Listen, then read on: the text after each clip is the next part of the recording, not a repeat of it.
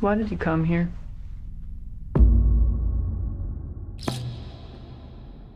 I work with my uncle. You scared of him? Oh, he's the nicest man in the world. The Osage, their time is over. We got to take back control of our home. I was sent down from Washington, D.C. to see about these murders. We have so many deaths, we've lost count. There's just bad luck. Seems more like an epidemic than bad luck to me. Osage is dying by the enemy. Do not let them die alone. Evil surrounds my heart.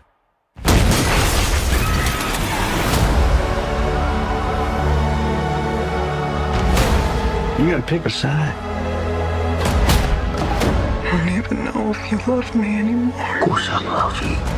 And kill these men who killed my family.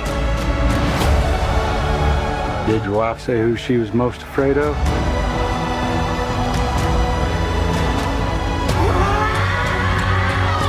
Don't do something you're gonna regret for the rest of your life.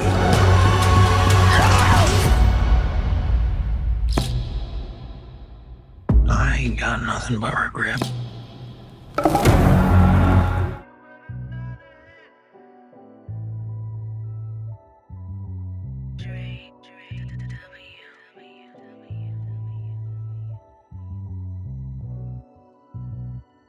Back with another one. Today I'm going to give you a quick review and a few of my thoughts on Killers of the Flower Moon. Based on the 2017 novel by David Grin, Killers of the Flower Moon is directed by Martin Scorsese, starring Leonardo DiCaprio, Robert De Niro, and Lily Gladstone. This film takes place in the 1920s and is depicting the true crime story of a mass murder plot against the Osage Native American tribe for their resources. The Osage tribe specifically chose their land because it was unfarmable and less appealing to white settlers. So because they own the land, they own the oil from the land. Robert De Niro portrays William King Hale, who was the political advocate of Osage County. So William King Hale is the one who actually orchestrates the plot of mass murder, and his character is interesting because although he is the villain, he is one of those humanized villains. At first, he comes across as a member of the community, someone who the Osage tribe would trust, only to reveal himself to be a wolf in sheep's clothing. So money flows freely in this land, and one of the ways of making it is to marry into a family of the Osage tribe. This ensures that the ownership deeds of their land and money passes to the white settlers in the event of their spouse's death. At age 80, Robert De Niro continues to deliver exceptional performances. De Niro could have hung it up a long time ago. His career is already solidified and held in such high regard, so for him to put forth this much effort and command scenes the way he did in this film, I truly appreciate that. I wouldn't be surprised if Oscars are on the way. Same thing goes for Leonardo DiCaprio. In my opinion, this is one of his best performances in his career. My personal favorite will always be Shutter Island, but his performance in Killers of the Flower Moon is somewhere in that realm. There are multiple Oscar-worthy moments in this movie that they can choose from, so Leonardo definitely did his thing as always. Leonardo DiCaprio portrays Ernest Burkhart, who is the nephew of William King Hale, played by Robert De Niro. So Ernest is manipulated into participating into his uncle's plot to kill off his wife's family. The women of the Osage tribe suffer from diabetes, and a lot of them die at a young age.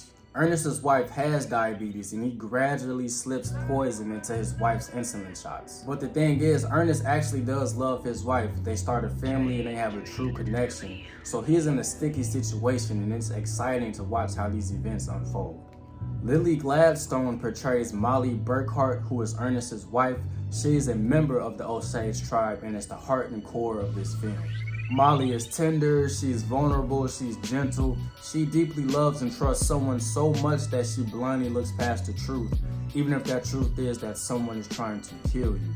She eventually starts to grow suspicious while she's sick, and multiple members of her tribe suffer unfortunate fates. Maybe the killers are closer than she expected. One of the things that I liked about the film is the depiction of the Osage tribe and their culture. It didn't feel rushed or cheap or basic. This movie takes its time showing us the heritage, the traditions, the customs, and the values of the Osage tribe and their way of life. Another thing I liked about the movie is being able to see Leonardo DiCaprio and Robert De Niro in the same movie again. They were in a movie called This Boy's Life that came out in 1993. So it was just cool seeing two of my favorite actors play off of each other in Killers in the Flower Moon. This movie had a 3.5-hour runtime. I know a lot of people don't like that. They feel like it's too long. But for me personally, I think the movie flowed pretty well. Take your time and tell a good story. It doesn't matter if the movie is long as it's a good movie. The storytelling in this movie is worth the 3.5-hour runtime.